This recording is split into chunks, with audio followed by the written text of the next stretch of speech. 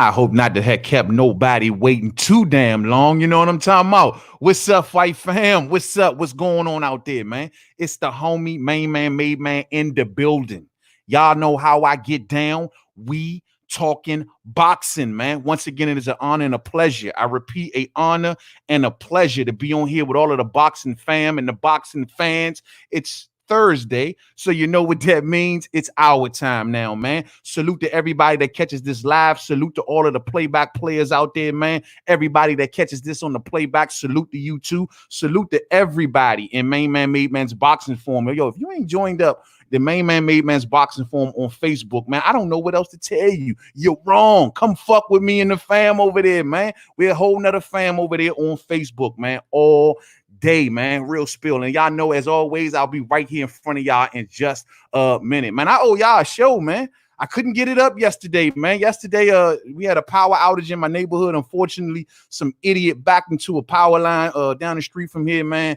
Knocked the whole power out in the neighborhood, man. Drunk idiot, man. You know what I'm saying? Fucked up everything for everybody. You know what I mean? So we was all in the dock yesterday, man. But unfortunately, I could not get up on here live and do We Talking Boxing. But I owe y'all a show. And as always, the show must go on. I already got fam in the building. I got P. Newell in the building. Salute, P. Newell. What's up, homie? Word of the day in the building. Pito Fresh Goodbye in the building. Marquise Monroe, what's up with you, homie? What's going on, man? Appreciate y'all coming on up in this joint early, man.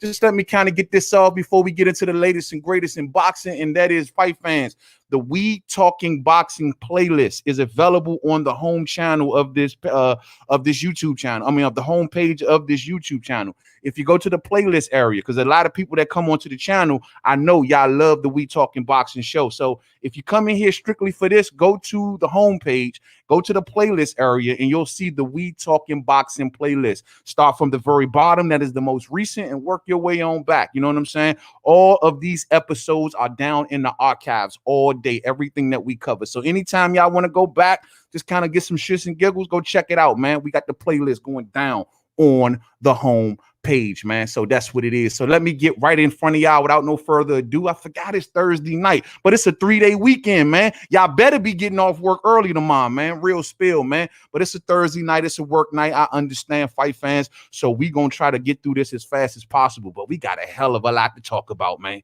A hell of a lot to talk about. I heard about CHARLO's bottle. You know what I'm talking about? Yeah, man. I heard about CHARLO's bottle. I can't wait to chop that up about that, man. But before we do, you know, we take on the light topics first, and then we go ahead and pick it up. It gets more heavy as the program goes on. So without further ado, fight fans, let us get into the issues. Issue number one. What do we got here?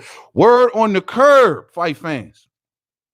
Callum Smith, 168-pound WBA super champion, has turned down a fight with Canelo Alvarez. This has now been vouched by both sides. Oscar De La Hoya put it out there, and Eddie Hearn said it was true. Unbelievable.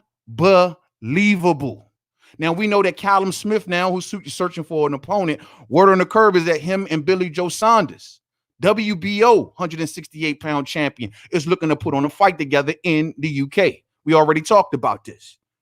But the word on it, the thing is that Canelo Alvarez, it seems as if as of lately, and I have never, prior to Canelo Alvarez getting on DAZN, I have absolutely never seen it this hard for Canelo Alvarez to get a fight.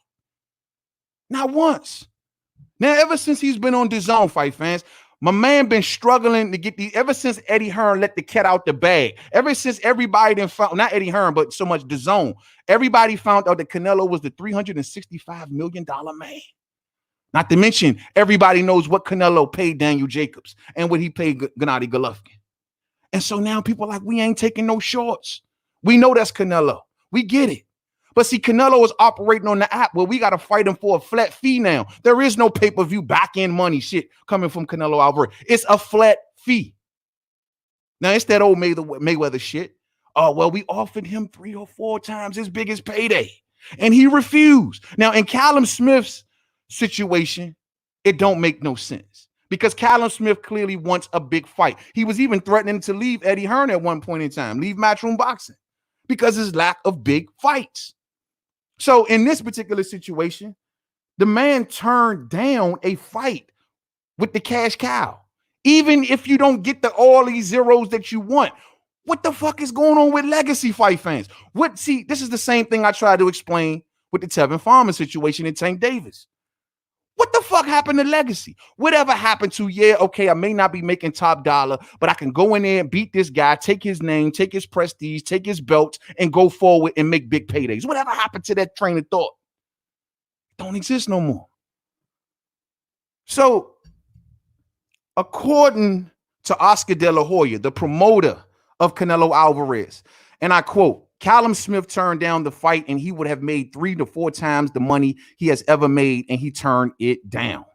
He says that I wish him all the best and hopefully he can make the same money somewhere else. But Callum Smith, the most dangerous fighter out there at super middleweight, is out there and he's bragging how he wants to fight the best and he turns it down. What's wrong with these fighters? What's happening with the legacies? Then he goes on to say, we have a few opponents that we're looking at. We're going down the list, and whoever turns it down, on to the next one. These days, I can't even mention names because they automatically add zeros to the final number of the dollars that they want. I commend Billy Joe Saunders because he went on record saying he wants to fight and will fight Canelo for free. But there are several guys out there. End quote. And according to Eddie Hearn, the promoter of Callum Smith, we turned down the initial offer, but of course, it's the fight that Callum Smith wants next. If we feel the offer is right, he will jump at the chance. End quote. So Callum Smith, a man who basically has no name in this country. I can't think of who is the big fight. I guess, is it a big fight, him and Billy Joe Saunders in the UK unification? Is that a big money fight? Maybe he figures like, yo, I'll be making just as much doing this fight. You know, if they put it in the right place, it's a big fight on UK soil. It's a unification fight. Fuck it. It is what it is. But dog, like the opportunity to beat Canelo Alvarez. Was there any other small prickers? We know Canelo Alvarez is known for being that dude that like to cut corners, for looking for that extra edge. So is there something like that? Because I don't understand why Callum Smith is turning this down. I understand Billy Joe Saunders' fight is on the horizon, but this is Canelo Alvarez. You feel me? And that's why I'm a little baffled by this shit, especially since Callum Smith has been called, at one point in time, was threatening to leave Eddie Hearn for such reasons. So what the hell is really going on? These fighters, when this is the shit that I always say that kills boxing. With these diva attitudes. This is a humongous fight. No politics involved. Both men fight on the same network, right? Both men, basically, if you fight on the same network, it can happen. They both fight on DAZN. So what the problem is? What is Callum Smith tripping on? For real. So at this point, and I give him a lot of respect. I like the way Callum Smith fight. Tall, rangy fighter. You know what I mean? But at this point, bro, you can't say shit. I don't know what the money offer looked like. But according to Oscar De La Hoya, it was 3 to 4 times his biggest payday. No one refuted that. So what the fuck? What am I missing? Is this something I'm missing? Maybe it's something I'm missing. Let me see, man. Let me see.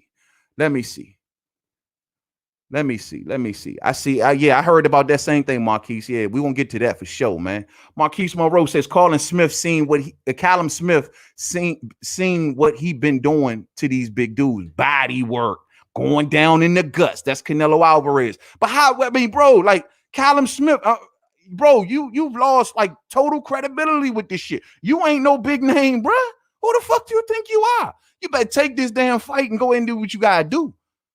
Now, like I told y'all before, this is the same thing that I asked about Tevin Farmer when it came to Tank. And Tevin told me at the time, he said, yo, man, salute to Monty Brown.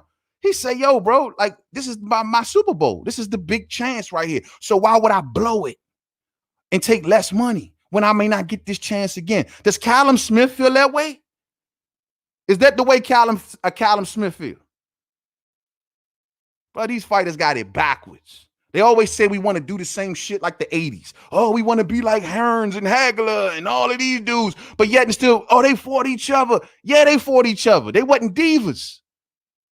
Take the shit, bruh. Well, it's too late now from what I understand. It's too late. But Canelo Alvarez has also said that, we thought he was going to face Ryota Murata. Those talks break down. So basically, as this present moment, Canelo Alvarez does not have an opponent for May 2nd.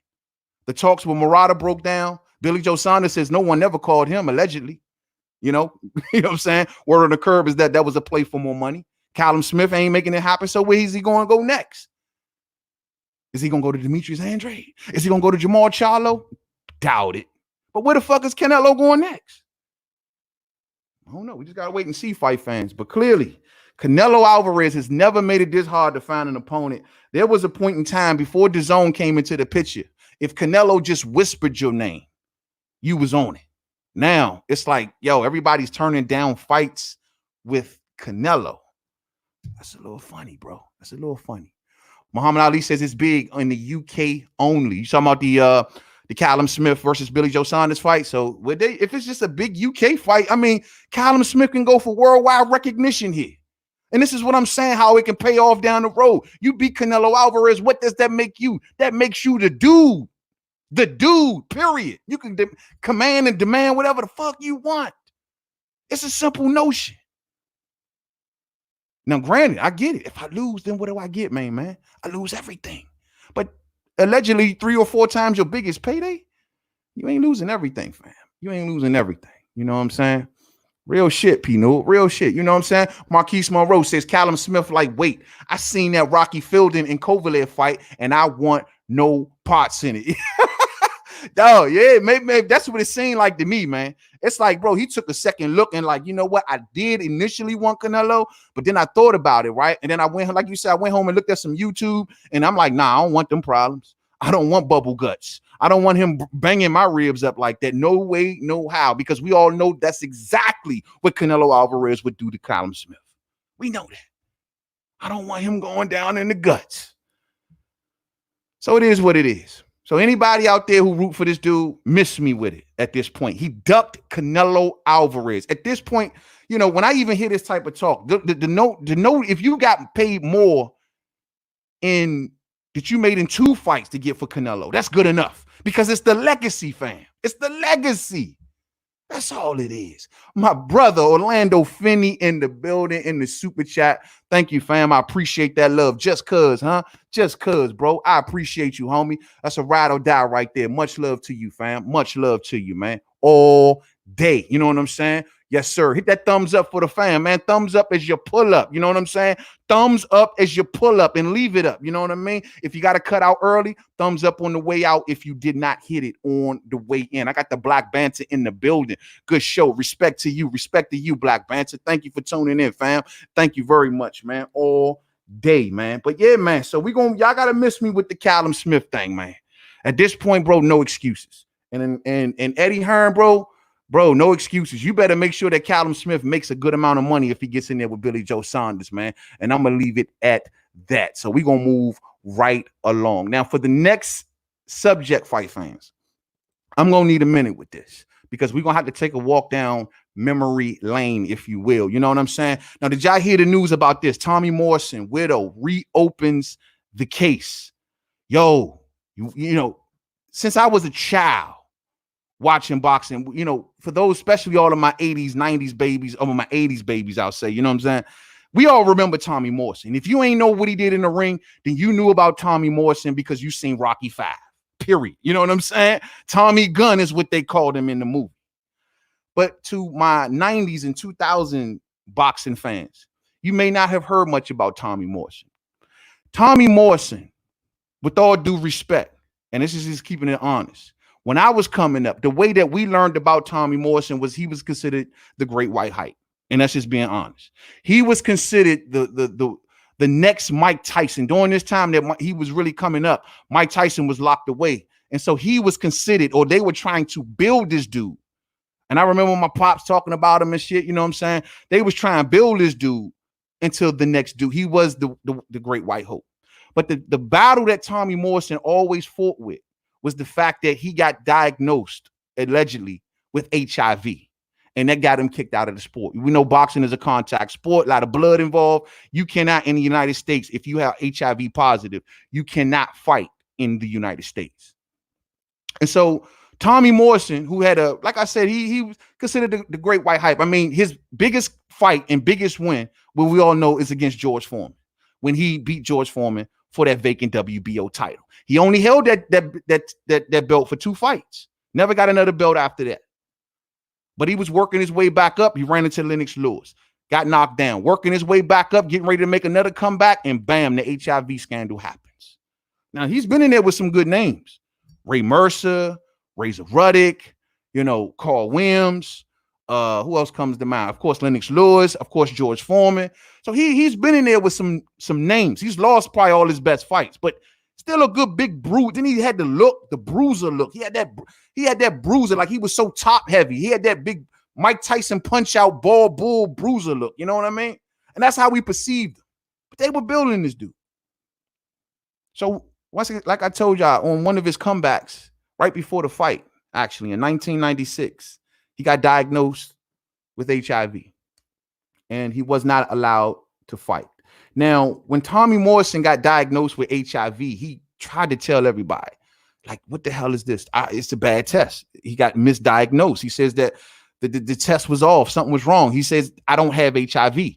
He was going around telling the world, I don't have HIV. I'm not HIV positive. I took 1,000,001 tests. I am not HIV positive. But they still kicked him out of boxing. Tommy Morrison ended up being kicked out of boxing for roughly about 10 years. 10 and a half years. And unfortunately, he lost a lot of money during that time. He got severely depressed, down in the dumps. All he kept wanting to do was prove his innocence. And he just was down in the dumps. Couldn't get back. You know what I mean? Until 2007, when the state of West Virginia, a West Virginia athletic commission, actually granted Tommy Morrison a boxing license. Take in mind, Tommy Morrison license got revoked by the Nevada State Athletic Commission back in 96. And it says he tested positive, and that's just the way it went. This was right before the Marcus Rhodes fight. You know what I'm saying? Oh, I'm sorry. No, he had one more fight after being diagnosed, and that was against Marcus Rhodes, where that fight took place in Japan.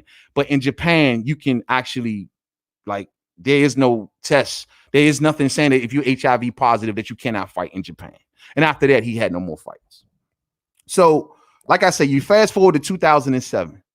Tommy Morrison gets licensed by the West Virginia Athletic Commission to face John Castle in a 4-round fight. At this point, he'd been out of the ring for 10 years, lost a lot of money, depressed, gained all this weight, couldn't get back in fighting shape. Prime was long gone.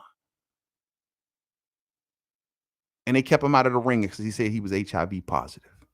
So West Virginia grants him a license. And people say, hey, hold on.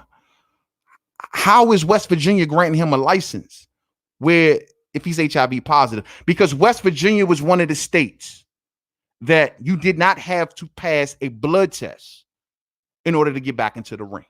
And when West Virginia granted Tommy Morrison this license in 2007, everybody came out of the woodworks attacking West Virginia. I'm like, what are you doing? What kind of test you running? What kind of thing is this? This is America. You can't have an HIV positive fighter fighting in your state. And West Virginia says, well, hold on. We have consulted with ABC, the Association of Boxing Commissions. That is the lead panel, the head panel that basically runs boxing. They can create rules to direct boxing. And we got the okay from them that it was okay to put Tommy Morrison in this fight. Now, West Virginia wasn't known for big fights.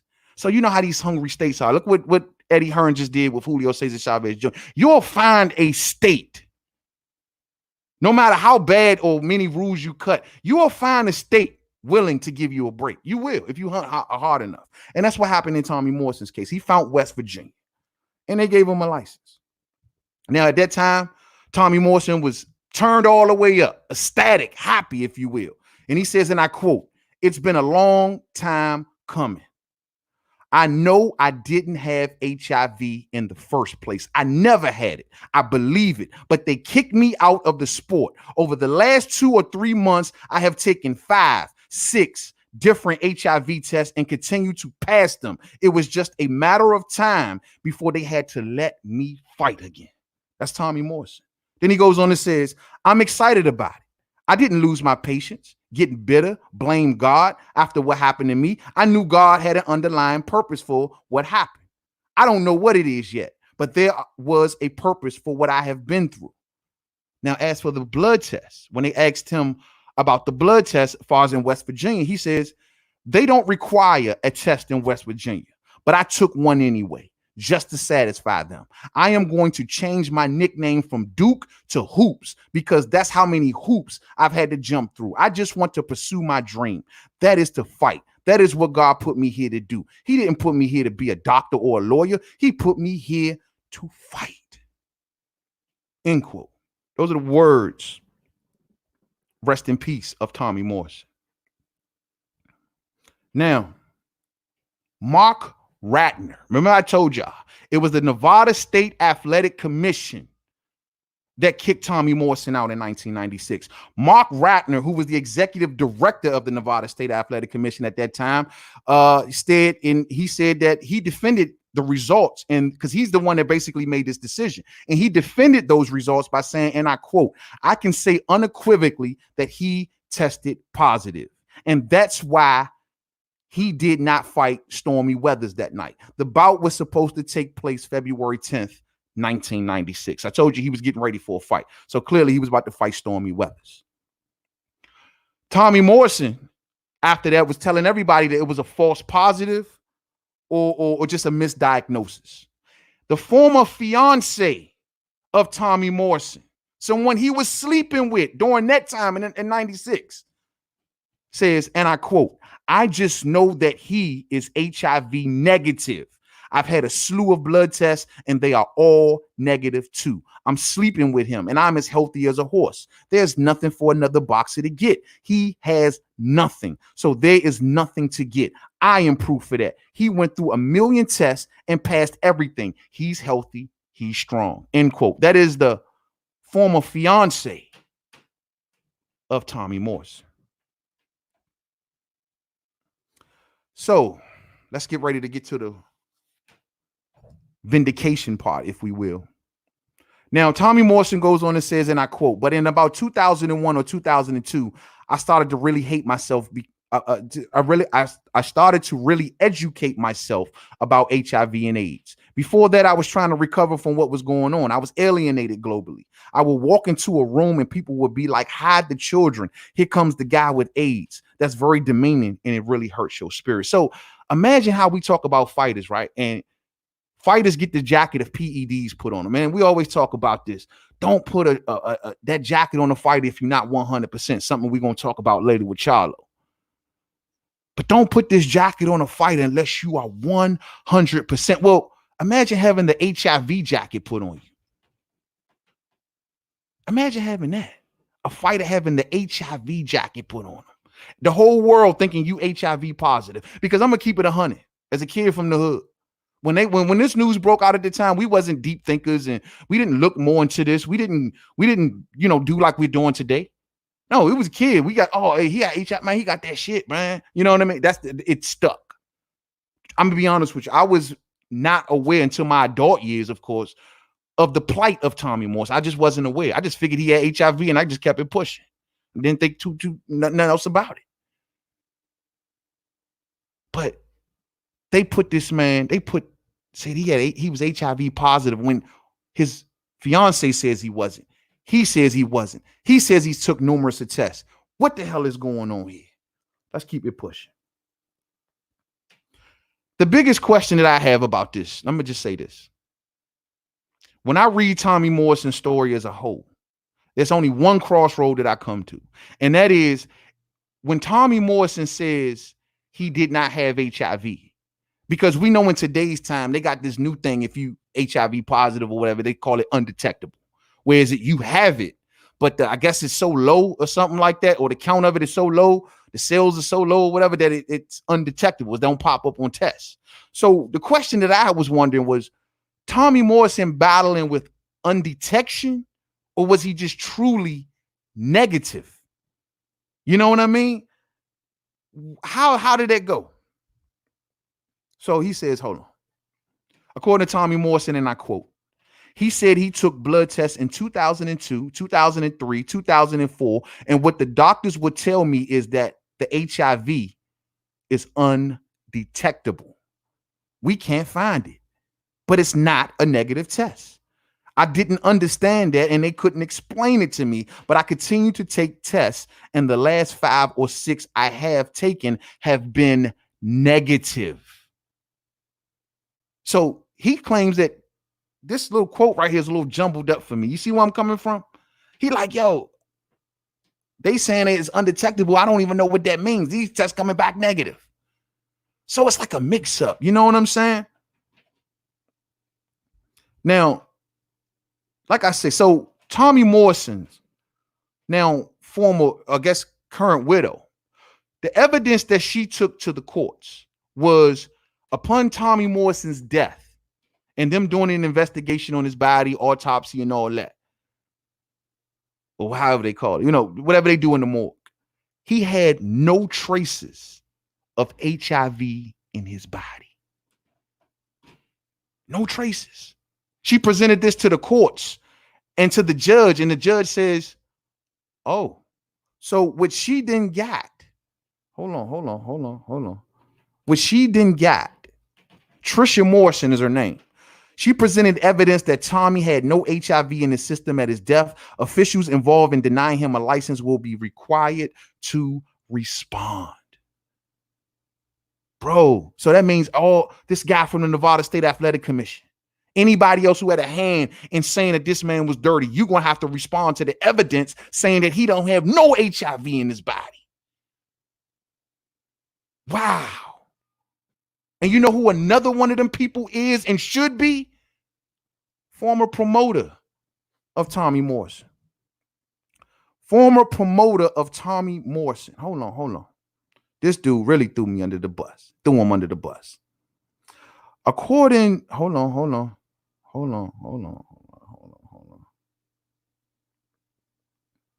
According to Tommy Morrison's former promoter, Mr. Tony Holden, broke the news. This is the dude who told Tommy Morrison, bro, we just got the medical test back, and this is what the results was. According to him, he says when Tommy Morrison was talking about coming back to fighting in 2007, and I quote, I've never known HIV to go away. Could Tommy be the first? Absolutely, but I have never known it to go away. I want what is best for him.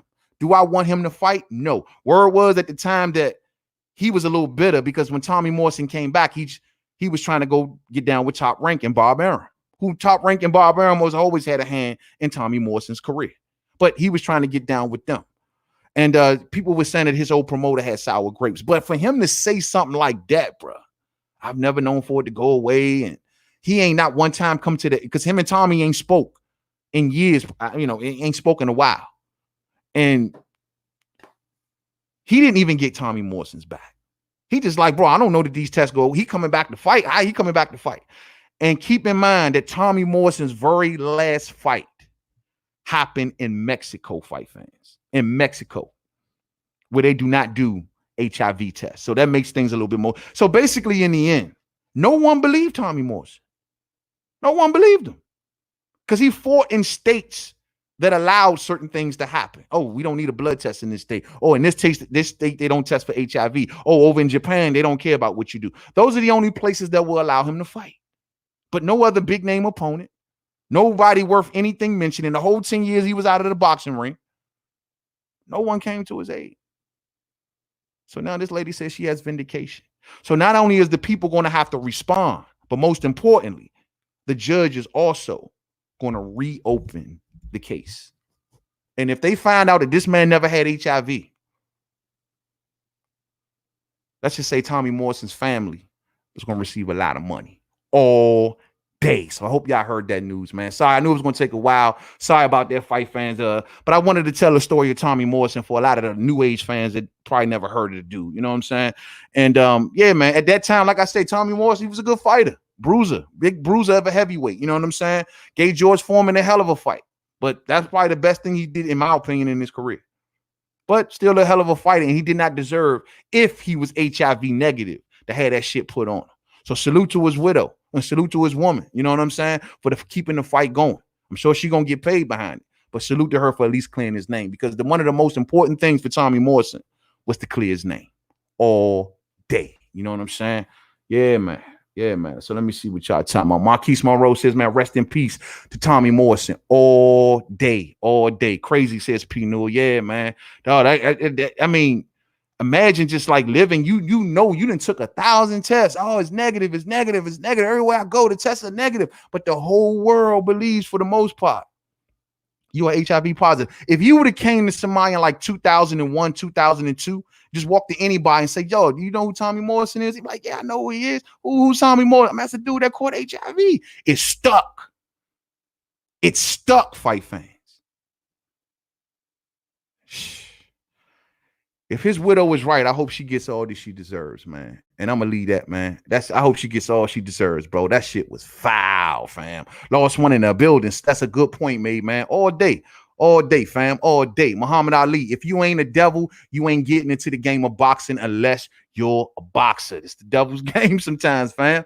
It's the devil's game, bro. It's a dirty game. And as you can see with boxing, man, a lot of foul shit happened, man. You know what I mean? Lost One says it wasn't undetection. He probably paid off doctors or found a way to cheat it. I like him, but he was doing a hell of a lot of drugs and women. He was. No ifs, ands, or buts about that. His lifestyle is well documented. Tommy Morrison was no saint by far. But I'm just saying, if his test, he's saying that they coming back. That's why I say, are we getting it mixed up with negative and undetectable and negative? Because I just find it funny how boxing never really gave the dude really a second chance. He tried to burrow his way back into boxing somehow, some way. But however, and Bob Arum is on record as saying that if Tommy Morrison comes back in 2007 and he passed all medical tests, we were looking to sign him. But he never signed him. Bob never signed him. Only thing Tommy Morrison did after that 2007 fight was go fight in Mexico one time. And he fought against a bum down there. No one never believed him. My man Lost One says, man, he was paying off doctors. In boxing, I will never put nothing past nothing. You feel me? Lost One says, imagine being the guy getting in the ring with Tommy with those rumors floating around all day. Shit, bro. Exactly. Dog, Magic Johnson, when Magic Johnson came back to basketball, you had Karl Malone out here like, bro, I'm not God Magic. You know what I'm saying? So you feel me? You know how people get, they see HIV. He's like, I'm not God Magic. I'm out here with it. He'd be out there with an Outbreak uniform on, just letting them score and shit. Man, that's Magic, bro. I ain't checking that dude. Fuck that. You know what I'm saying? That's Magic. I can't check him. He too good. And that's how it was in Tommy Morrison's case. I mean, and like I said, and what place in the world? Mexico, Japan, I don't care what. If you HIV positive, you can still fight. Shit, man, what kind of rules they got going on out here, man? Yeah, man. What are they gonna do to dig him up? Nothing. I mean, the only thing that you can do is clear his name. I mean, that's it. At the end of the day, all boxing fans, if I would have never told this story and just put the word Tommy Morrison across the screen right here, I guarantee you I would have had y'all in the comments saying, didn't he catch HIV? Hey, when did he have AIDS? Didn't he have AIDS? That's all y'all gonna be saying. So it's fucked up, bro. But Tommy Morrison's widow fighting hard, man. Muhammad Ali. I'm sure some people will point their fingers at Al Heyman just for the sake of, oh, it's Al Heyman's fault. Yeah, it's Al, even though he wasn't even on the scene at the time. It is all Al Heyman's fault. We blame Al Heyman. Yeah, exactly. You know what I'm saying? It's all Al Heyman and Deontay Wilder's fault, of course, too. You know what I mean? Savage boy, where you been, man? What's up, man? Holla at me, man. I hope everything going good with you, fam. Salute to you, man. Yeah, man. All day. That's the homie right there, man. That's the homie. Marquise Monroe, let's talk about this Charlo thing. I feel it wasn't nothing more than electric lights Tony Harrison is making accuse you was close to getting knocked out cold. Yeah, man. You know, I'm real disappointed with Tony Harrison with this whole situation, man. Let's get to the next topic, man. But that's it on the Tommy Morrison situation, man. Just keep your eyes to the headlines. See what his widow get out of this. Let's see if she can get this shit overturned. Let's see. Do investigating Tommy Morrison's body, where she said that there was no traces of HIV. And truth be told, fight fans, the courts wouldn't have elected to go back into this case if the lady ain't have a point. I'm just saying. So let's see how this plays out. But I do find it funny that the courts are opening this thing back up. If this lady comes out on top, man, and that man never had HIV, Joe, I'm telling y'all some real shit, man. That's some fucked up thing, man. That's a tragedy, real spill. That's a tragedy right here. All right, let's move on to the next one, man. Let's move on to the next one. We getting there, man. We getting to that bottle situation. Hold on, though. Hold on 1 second. Jamal Charlo. This is a subject that we've been covering a lot here on We Talking Boxing. Jamal Charlo shuts down Eddie Hearn. Now, we've been hearing the talks of Eddie Hearn coming out with his trap phone with all the cracks in the middle, you know what I'm saying, trying to show the world his Instagram offers that he be making on Instagram, showing that he sent the Charlo an Instagram message trying to sign Jamal Charlo. Well, Jamal Charlo has now responded. We've been waiting on Charlo to respond, and he responded. All right. He responded. Hold on 1 second, fight fans. Hold on. He definitely responded. According to Jamal Charlo on his social media, and I quote, Demetrius Andrade, I'll smack the out of you. Play with me in person. Go to the Wilder fight. I'll see you at the Wilder fight. If you real, go to the Wilder fight. I'll meet you at the Wilder fight. Let's turn up at Wilder Fury. Jacobs, whoever wants to fight me, go to the Wilder fight. And I'm going to pick you out the day of the fight. Stop playing with me. I'm the champ. What's his name? Eddie Hearns? Call Al Heyman. I don't do that shh. You put that shh together. Eddie Hearns, you Eddie boy. Bitch, call Al. End quote. And those are the words of Jamal Charlo. See, Jamal Charlo letting it be known. Call Al. Why you hitting me up? This ain't what I do. I don't deal with the business. I don't deal with the X's and O's. I don't know anything about the small print. Call Al. Because guess what? Whatever I miss, he sees. Call Al. And I guess, like I told y'all before, Eddie Hearn was in a position of looking at it like, yo, well, I thought, if I sent you the offer, that I'll work for you and you could tell Al this is the fight that I want to make. It don't work like that, Eddie. Even if that's what you was trying to do, it don't work like that. See, this is why Eddie fucks up so much stuff. And sometimes he be having some of the grandest situations in front of him, and he just messes them all up, just like AJ and Wilder. All because it's like he don't have this thing. He don't know anything, it seems, about relationships. You want to get next to these dudes, but you don't want to be cool with their people. You think you can get to these fighters by getting around their people. Now, Lou DiBella has already showed you in the world. You got to go through PBC in order to get next to the PBC fighter. You got to. Do I want Charlo to go to the zone all day? Do I want him to fight them cats on the other side all day? But I'm fully aware that PBC, Al Heyman, whoever, they do have a certain level of control over their fighters. And you ain't going to just waltz in here. I don't care how much money you got. You ain't going to just waltz in here and just think that you just going to pluck off people. No. You got to go through his people first. That's just the way it works. Didn't John Skipper, head of the zone, suit in the zone, tell you how to do shit? Where he fucked up at? Not building a relationship with Wilder's people. That's what he told you.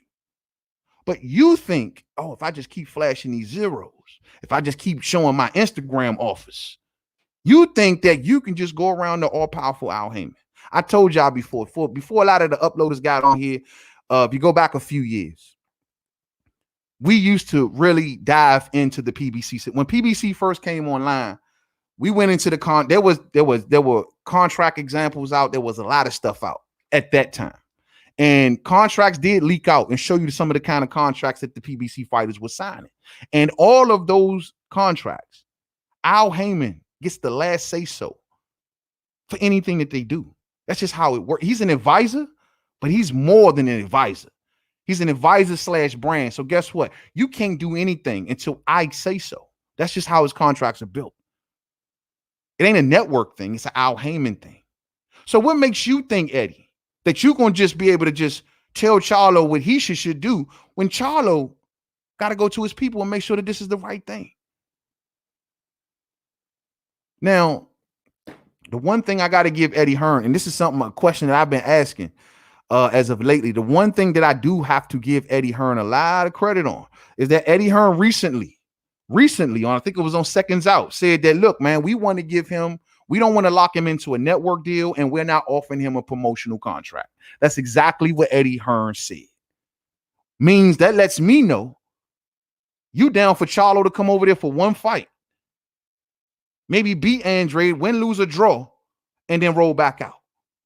If that is the case, fight fans, I don't know.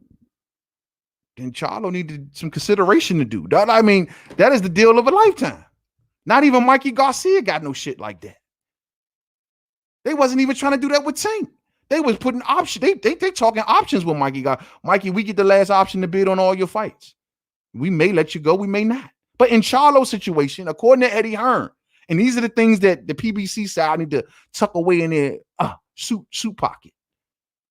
Oh shit! This dude say, "Oh, he can come over here for one fight, no promotional agreement, no network agreement, one big old fight." And on top of that, he was willing to send Demetrius Andrade to PBC allegedly, even though he ain't talked to nobody from PBC.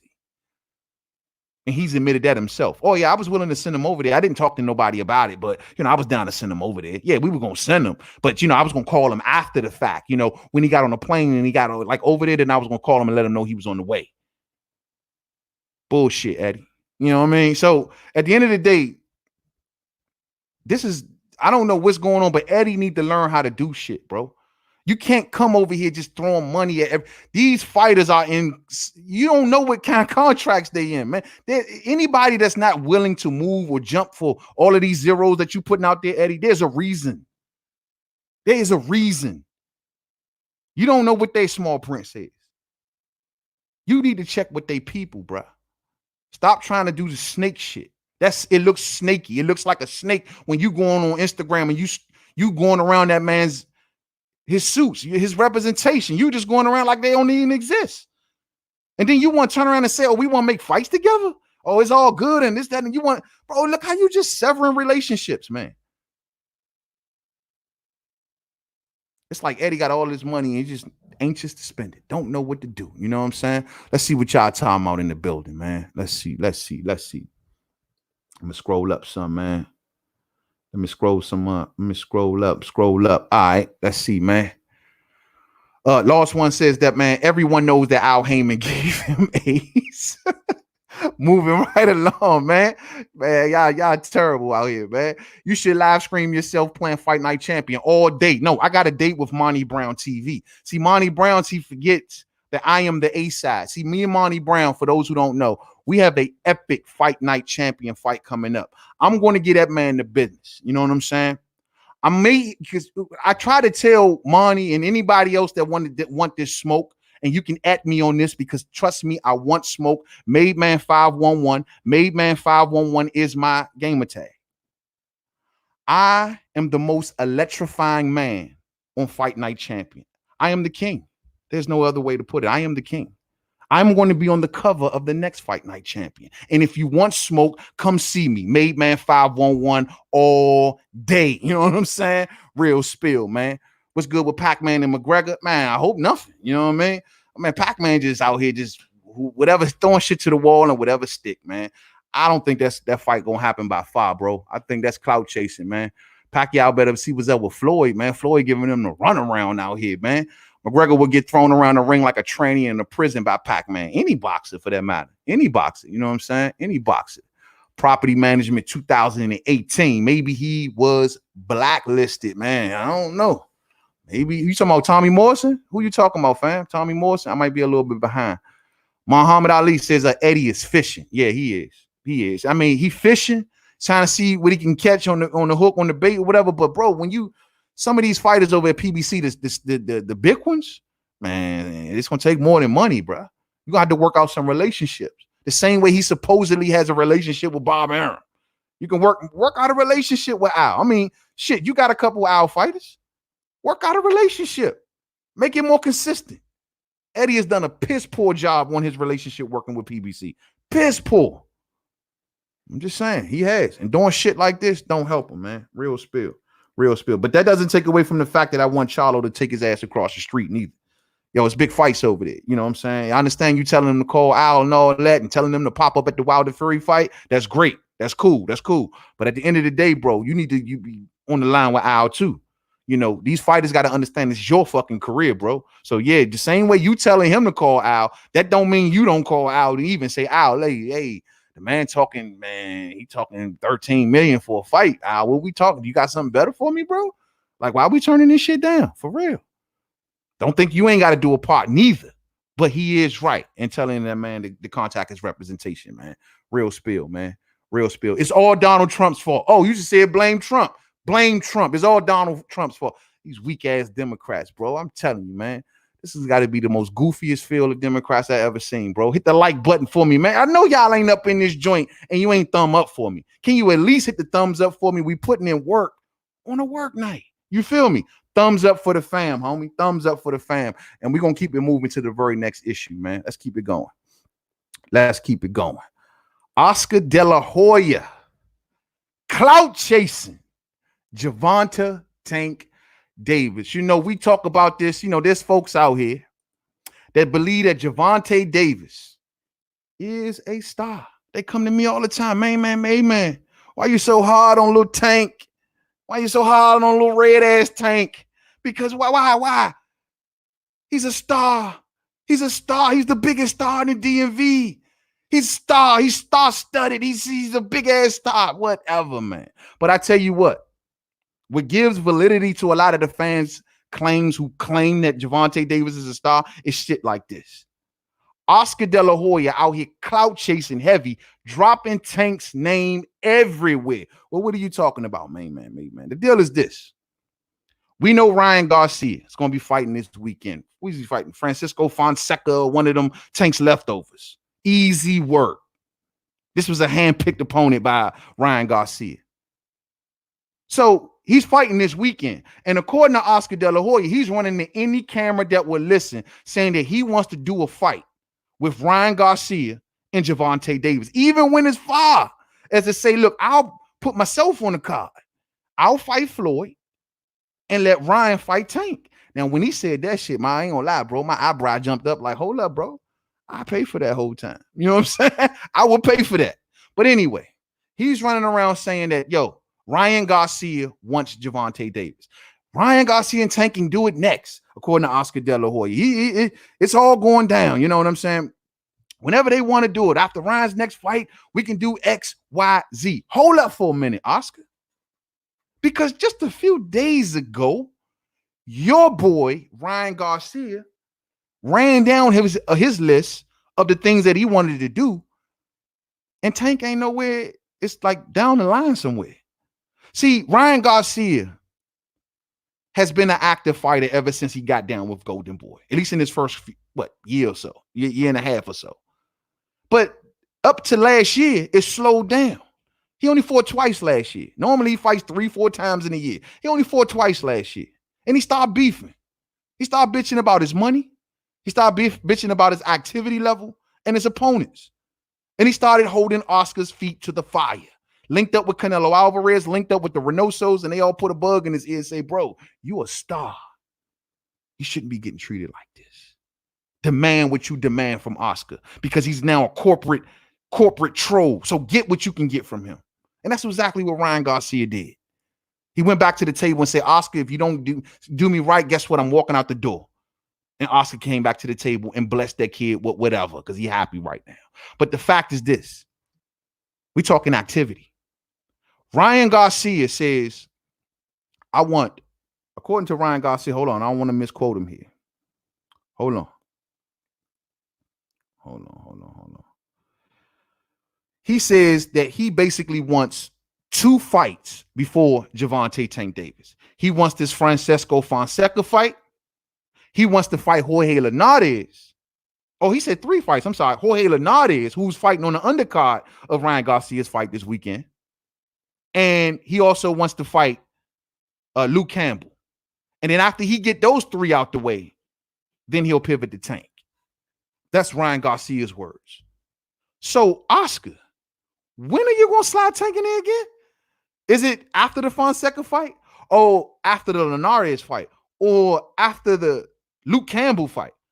Which one is it?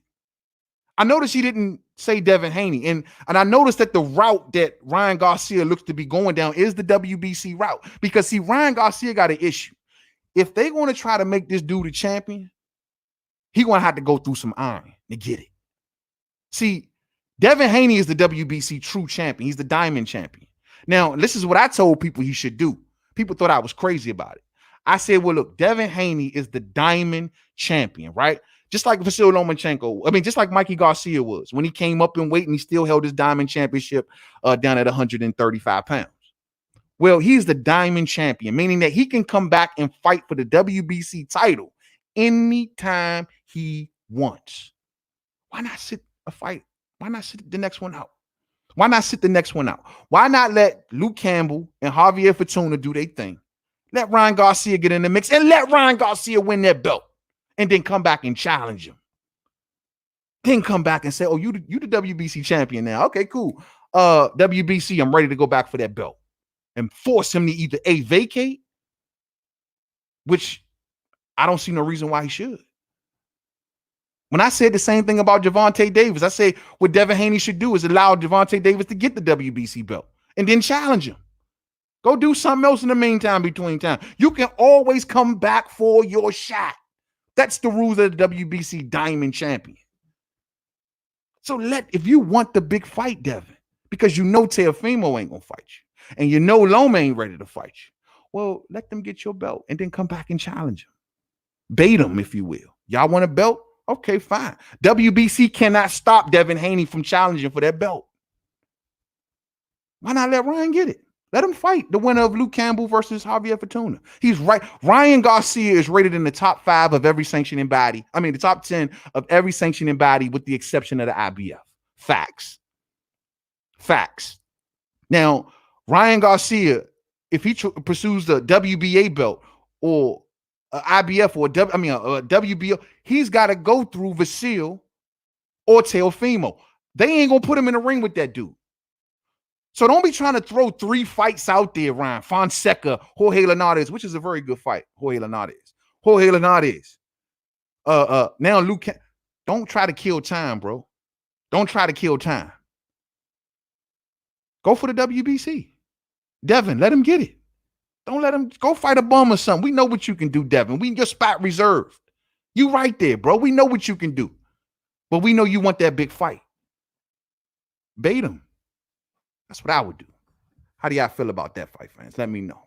Let me know. Let's see here. Lost One says, Al Heyman signing souls in small print. Shit, you don't know. They all do that, fam. They all do that. You know what I'm saying? Real spill, man. Real spill. Let's see, man. Gloves up or shut up, say, man. Man, Loma versus Teofimo. Hey, man, hell of a fight right there, fam. Hell of a fight. I'm leaning towards the young boy, man, but we'll see. I could be wrong. I got to see a little bit more, man. Man, I would like to see Al Heyman. You and me both, Marquise, bro. I ain't like most of these cats out here, man. I want the man to talk. Fuck that. You know what I'm saying? Everybody be on some, he ain't got to talk. Let him stay behind the scenes. Let him remain Dr. Claw. I want to hear the man talk. It'd be funny as hell if one of these days that Al Heyman finally gives an interview and he comes out and his voice sounds like this. I'm Mr. Al Heyman. It's a pleasure to meet you. If he come out with some shit, because we don't even know what the man sound like. We don't know what he stand for. We don't know his positions. We don't know shit. We don't know nothing. I want to hear the man talk. I'm a boxing fan. Fuck all. Dundada in the building. What's up with you, homie? Appreciate you sliding through. Salute to the fam, man. All day. We talking water bottles, man. Y'all want to get to it all day. We definitely about to pull up on that issue all day. Main man, made man. Tank is a star. He killed it at Atlanta. But I know there's a bag and turtlenecks. A briefcase and turtlenecks. You know it. It's business at its finest, man. My thing about Tank star power is this. Tank a star, but he has Floyd Mayweather to thank for that. Is Tank really? I asked this question the other day. I say, if you take Floyd Mayweather away from Tank, is he still a star? Because if your answer is no, then he's not a star. That means he's riding off someone else's star power. And having him stand next to him increases his profile. But to say he's a star, I just wonder if you take Floyd out the equation, is he still a star? That's all I'm asking. But I got to give it to him. I mean, for Oscar to be clout chasing and using Tank name in every interview right now. And Oscar admitted it himself. Tank is selling out arenas. He's filling out arenas. Yeah. We want to see that fight. He's doing arenas and he's doing it all, you know. So clearly that tells you Tank is something. They're not talking about fighting him next, real spill. They're not talking about fighting him next. They just talking. They just using his name. So what does that tell you? Something going on. Some type of star power. I don't know. I got Lewis Coleman in the building. What's up, man? What's up with you, fam? What's goody with you, man? I got your message, homie. I got your message, man. Marquis says I would love to see Al Heyman, man. Yeah, man. Patman 13 says, yeah, Oscar ain't going to put Ryan Garcia in there with Tank this year at all. But he's saying his name so heavy, he's using it in every interview. Anybody that would listen, and we all know it's crap. So at the end of the day, fight fans, it's just clout chasing. But this also plays into the narrative that people say Tank is a star, man. Well, I got Oscar De La Hoya trying to bring his young, supposed popular fighter up and using Tank's name. Now that shit is crazy. That shit is crazy. All right, let's move right along to the next one, man. Okay, this is the one that y'all want to talk about right here. Harrison's overreach is what I like to call it. Oh, let's get into it. Hold on one fight. Hold on. Harrison's overreach. Fight fans, this shit. Now that I don't know if y'all heard the conclusion of this story, but this shit don't make Harrison look good, man. Now y'all heard Tony Harrison has recently came out and accused the Jamel Charlo team in their last fight that they had a what's called, I guess, illegal or unauthorized water bottle in the corner. Now I'm gonna keep it 100. When I first heard this, I was like, "What? Get out of here!" Because Tony Harrison was making it like strictly the rules say you have to have a clear bottle. And so when I seen the little video clip and I seen the Gatorade looking bottle, I'm like, hold on, he got a point. Like, why the fuck is they don't have a clear bottle? Like, why they don't do this? And according to Tony Harrison, he was saying at the time, like, you gotta drink water from a clear bottle between rounds. And I'm like, he got a point. And then he started saying stuff like, well, if you look at the bottle, you'll see that Derrick James never touches the bottle. And the guy that the Gatorade bottle comes from now to be said to be Charlo's uncle, who was on the side of the ring. And he just kept sticking that bottle in there, squeezing something into his mouth, man. What was it? Now, Tony Harrison, I've heard the interview that he did on the Boxing Voice. And he backtracked a little bit. You know what I'm saying? And this one made me go, hold up now. But he did backtrack a little bit. Before we get to that, hold on. Let's go to Tony Harrison's IG account real quick. Let me do a screen share. Hold on one second.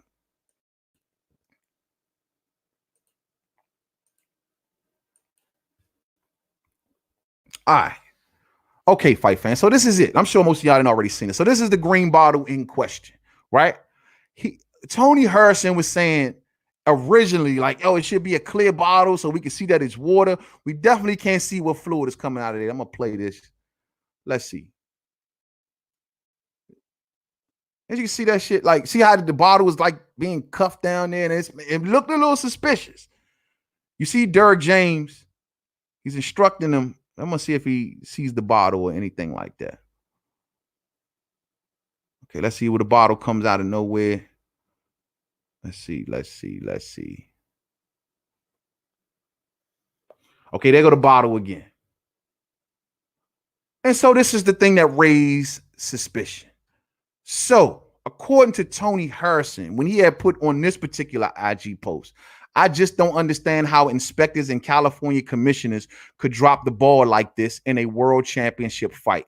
The rule is in between rounds, you can only drink water in clear sealed bottles, seeming that TGB provided the water that was being drank in the Gatorade bottle. So TGB is Tom Brown Promotions, who promoted this particular fight. And according to Tony Harrison, before the fight, TGB gave both of them a case of waters to use for between rounds and things like that. And he's saying that Derrick James was using the water bottles that was provided by TGB. But however, this particular bottle right here was not provided by TGB. So what is it doing in the corner? And he's saying, far as the athletic inspectors, well, there's a person that's supposed to stand in this corner or near the corner to observe everything that's going on in this corner that represents the commission. And this particular person, the athletic, what is the name? The athletic inspector, he is supposed to tell this corner if something is allowed or is not allowed. So Tony Harrison is saying that, why is this bottle there? What the fuck is in the bottle? You know, I never said Charlo cheated, but then this is the part that really threw me for the loop. Yeah, as far as the clear bottle, he said this on the boxing voice. As far as the clear bottle, yeah, you know, that's just something I threw in there. But yeah, still, you know, if he only can drink water, you only can drink water. How the fuck do you not know if there's water in the bottle? Now, my thing is the rule saying that you got to have a clear water bottle or not? Because that's to me the thing that made me go, hold on, he's onto something here. If that rule doesn't exist, then we talking about nothing, fight fans, but speculation. Hold on. So, as of today, it turns out that the Nevada State Athletic Commission has issued a statement on this matter because Tony Harrison pushed this up to the California Athletic Commission issued a statement because Tony Harrison pushed this all the way back to the commission, like what's going on?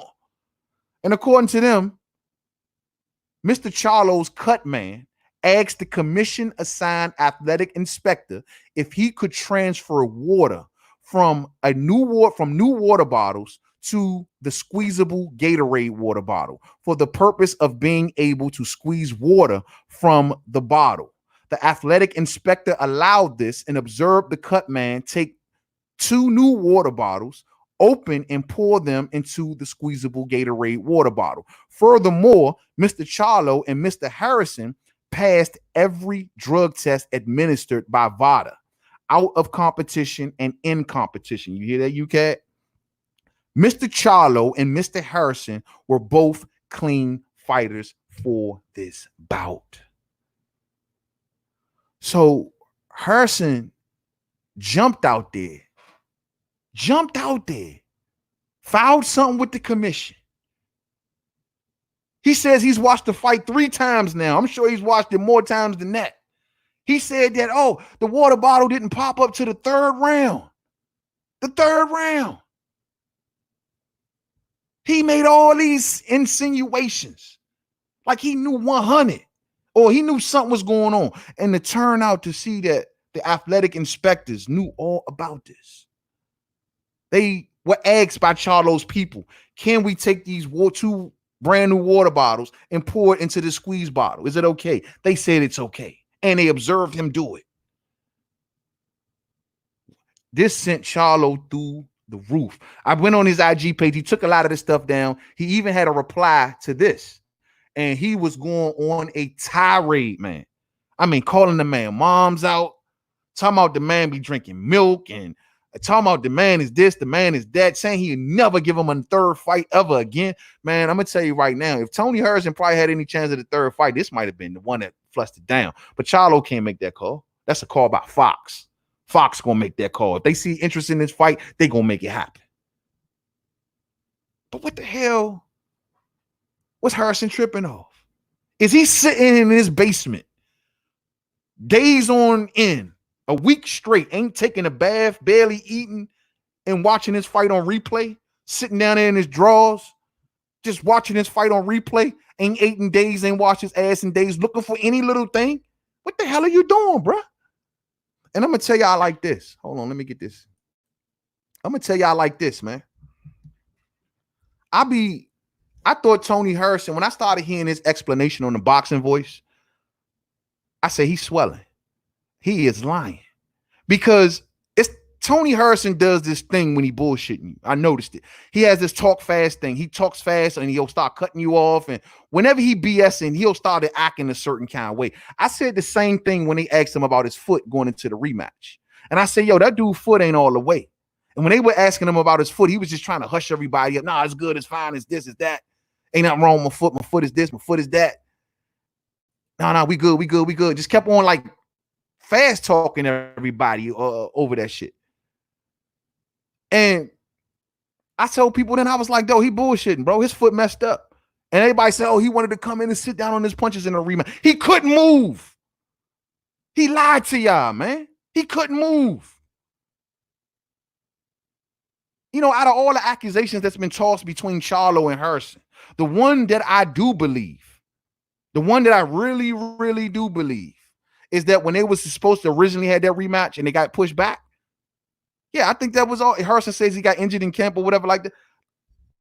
Bro, I think Harrison was just trying to buy time. He was just trying to buy time. Charlo's keep calling Harrison broke. Harrison showed his hand that he was so desperate for this Charlo fight that he was willing to go in there with the bad foot, in my opinion. And Charlo know that. Now, do I think it's right that Charlo don't want to give him a third fight? Nah, I don't think that's cool.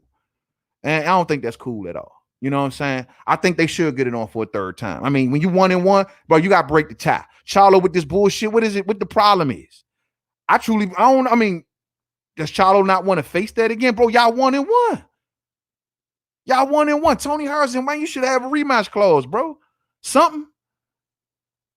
Tony Harrison says, man, no one's calling his phone. He said ever since that fight, no one has called him.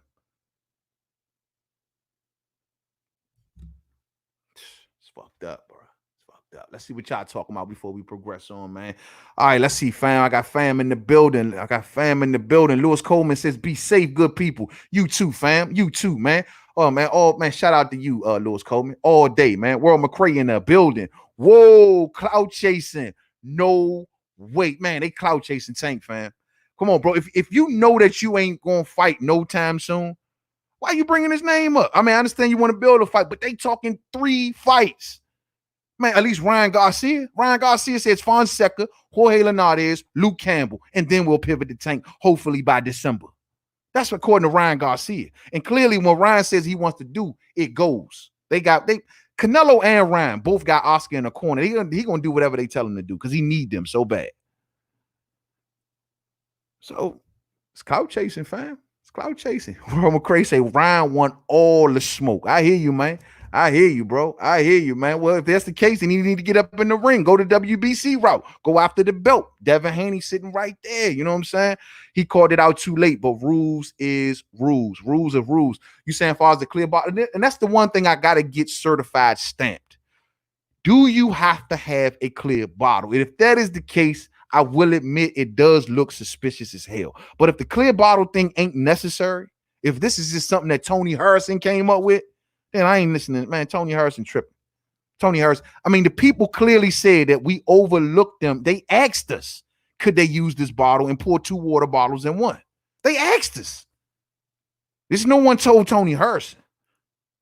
So, Tony, man, next time, while you sitting in your basement in the dark, watching this fight on replay, sitting down there eating ravioli and shit, while you sitting down there doing that, bro, make sure you got it all together before you jump out there with something like this, man. Because he came out here heavy.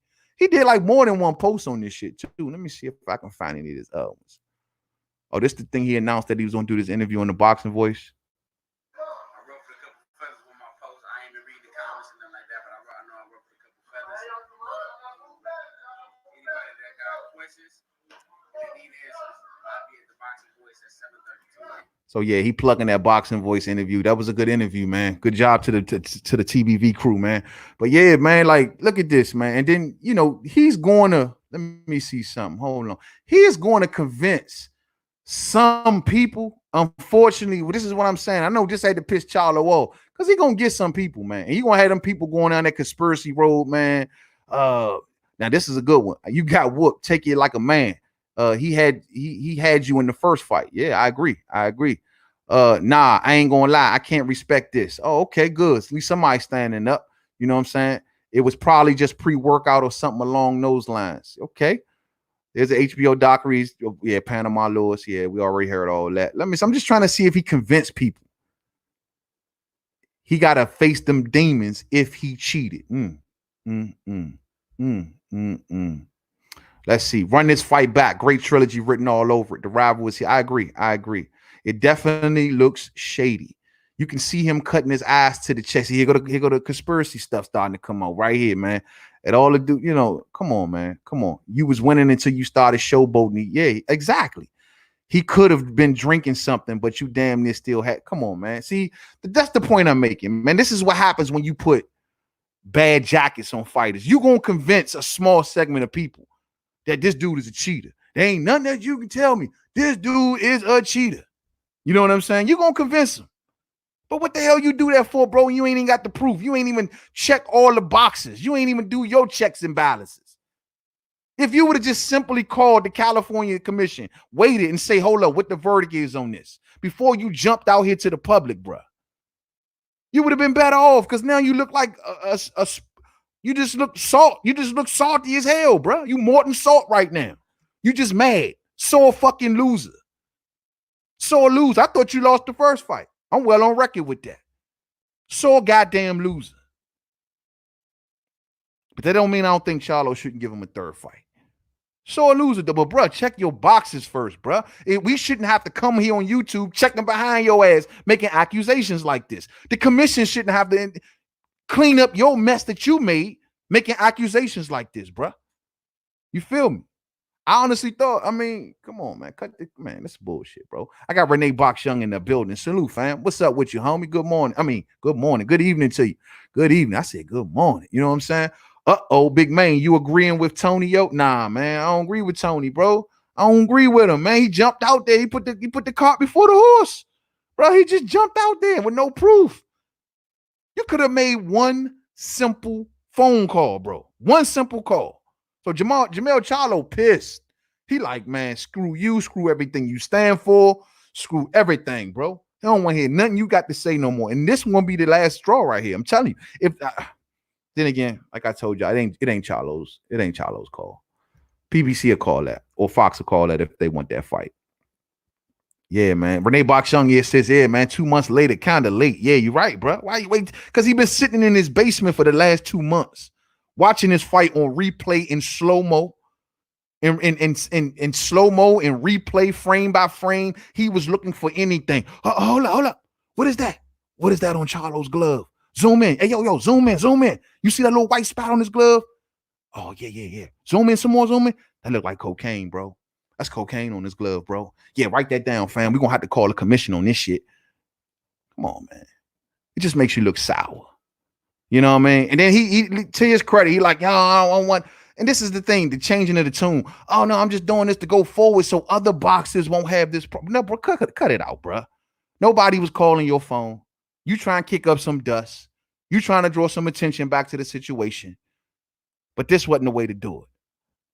This wasn't the way to do it, bro. No one was talking about it no more. No one's mentioning nothing about a trilogy no more. Then you just come out of the left field with this shit. I got my criticisms of Charlo. I got a lot of criticisms of Charlo. But one thing I ain't going to do is put this on him. Now, the detractors, they're going to say, well, man, this fits into a pattern. This fits into a pattern. They're gonna say, well, Charlo missed the VADA test, and you know, remember what Jared Hurd said, remember what Julian J. Rock Williams said, remember what this guy said, and these are the competitors of Charlo. I'm not going to take a competitive word for shit. Even my main man Swift Hurd. Swift came right back out ASAP. I'm like, nah, I ain't got no proof on that. That's just something I heard. You know what I mean? These are his competitors, though, fam. They have an interest in making Charlo look bad. This is like this Tony Harrison situation. If this goes unchecked, no one look into this, it's gonna stick in some people's minds. And Harrison was fouled for doing this shit without checking the boxes. And that's all I'm gonna say. You know what I'm saying? That's all I'm gonna say. Thumbs up for the fan, man. Thumbs up as you pull up. You know what I'm saying? Thumbs up as you pull up. Boy, putting in work tonight, man. Come on. You know what I'm saying? Shit, we done covered like 4 or 5 subjects. You know what I'm talking about? Thumbs up as you pull up, man. Yeah, man. Renee Box Young says, man, I humbly think Harrison's a grump loser. Can't take a loss fair and square. Looking for little excuses to make his loss look good all day. Exactly. Just trying to bring attention to himself and hope people start talking again about the trilogy. Oh, yeah. When they do it for the 3rd time? Oh, Charlo was wrong. Why he had the bottle there? Bro, the California Athletic Commission shut this down. Because when you make an accusation like that, Tony Harrison, not only is you making Charlo look bad, but you making the state athletic commission look bad. And these commissions don't want to have bad reputations. They not trying to be involved in no type of scandal with your ass. Talking about something, we got illegal water bottles up in this bitch. They ain't doing it. So they came out immediately. Like, we're going to clear our name in the process, but we're going to let it be known that we did all the right things. You ain't going to make us look bad. Harrison wasn't thinking like that, man. Harrison wasn't thinking like that. All Harrison thinking about is, bro, I need to bring some attention to this, man. What's good? You know what I'm saying? What's good? I got my brother in the building. You know what I'm talking about? Monty Brown TV is in the building. He has arrived. What up, though, fam? What up with you, man? Yo, man, if y'all ain't checked it out yet, man, go check out Monty's interview with Derek James, man. All day. Great interview. I took the second half of it in a little earlier, man. Great interview, Monty. Great interview, man. Just like the rest of them. You already. You know what I'm saying? Naturally Strong say, yo, man, what's good, man? Mailman, main man, bro. Come on, man. Mailman. What's good, man? Hope all is well. Hope all is well to you too, Naturally Strong, man. I appreciate you, man. You're already. You know what I'm saying? Yes, sir. Yes, sir. Thumbs up for the fam, man. Hold on. Oh, yeah. It's all good. The Black Banner says Tony Harrison is a water bottle snitch. You know what I'm saying? Snitching on the water bottle. He ain't even 100.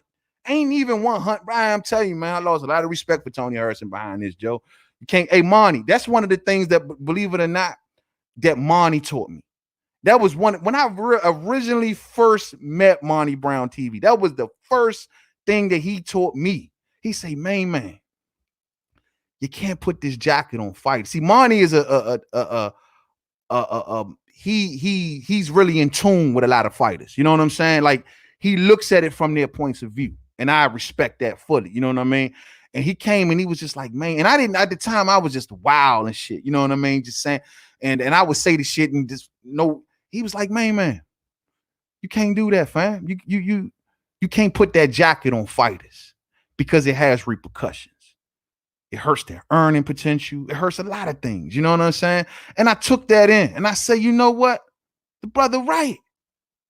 You can't do that unless you are 1,000%.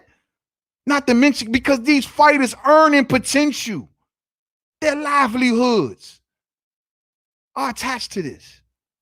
So when you tell, oh, this fighter's doing something wrong and he cutting corners and boom, you fucking with that fighter's livelihood. So you got to be 100. And salute to my brother for teaching me that. And he was right. And that's the same thing that goes for Tony Harrison. Don't do it, bro. People wonder why CHARLO came back so strong, cussing and fussing. I would too. Bro, I beat you fair and square. You've given me credit for beating you fair and square. And then you come out with this? You don't even hit the California commission on the low. You don't even send them a message like, can we check this out before I come out to the public with it? You don't do none of that. You just come out with it. You see some shit on a video clip and you just come out with it. And now you looking like a straight up clown right now. Clown. So for anybody who's wondering why Jermell Charlo probably so pissed off, I mean, what if this was you? We just got finished earlier talking about Tommy Morrison and how Tommy Morrison got HIV put on him. And that was a jacket he could never take off. And it killed his career and then some. Well, PEDs can do the same thing. You put this on the wrong fight or say that he's doing something wrong. Do you know how many people Tony Harrison is going to see that clip? And regardless of what I say, you say, oh, he didn't do anything wrong. I can see, oh, that was wrong. Regardless of what the California Athletic Commission say, there are still going to be people out here that believe that CHARLO cheated. All because of the shit you put out. You could have hurt that man's livelihood, bro. Now, if you were right, I'm sure we'll be singing a different tune. We were like, oh, he was good eye. He caught that shit. How many other fighters have been doing this? We'll be going down that road. Oh, let's look into other fights. Different rules in different states, fight fans. So some of y'all may say, well, I seen water bottles in this fight, but I didn't see it in this fight. Different commissions, different states have different rules. There isn't a one-size-fit-all thing in all these states. One state would allow something that the next state won't. It varies. It changes. We just talked about this earlier. This is how Eddie Hearn says, oh, Nevada doesn't want to give me a license to put on Chavez Jr. Fine, we'll take him somewhere else. It's how it works. We just talked about Tommy Morrison earlier. Oh, okay, I can't get a boxing license in no other state. Oh, West Virginia gonna give me one because they don't do blood tests. Oh, cool. Mexico gonna let me fight because they don't care if you HIV positive or not. Oh, I can roll over here to Japan because they don't care if you HIV positive or not. It's all about searching for the right commission. This was a nothing burger. This was a big, fat, nothing burger. That's what this was, Tony Herson. You kicked up dust for nothing. You look like a clown, bro. This was a nothing burger. Nothing. Nothing to see here. We're moving right along. But you might have fucked yourself out of a fight. So it is what it is. It is what it is. It is what it is. Yeah, man. And while Jefferson says, man, main man CHARLO was bitching to when he lost the first fight, accusing everybody of everything. He was. And I was on him heavy for that, bro. Like, I ain't cut him no slack for that.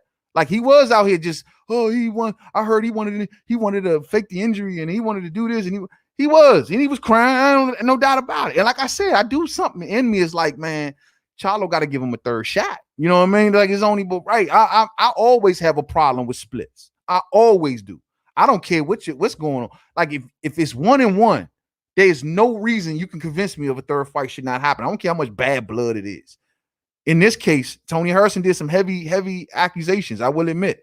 And he did overreach. But still something in me, I guess the boxing fan in me still want to see a third fight. You know what I mean? It is what it is. Shit. You know what I mean? Black Banner says, much respect to Monty Brown TV, a real good brother all day. He already, you know what I'm saying? He already. Facts is different commissions. Yeah, man. Different commissions allow different things.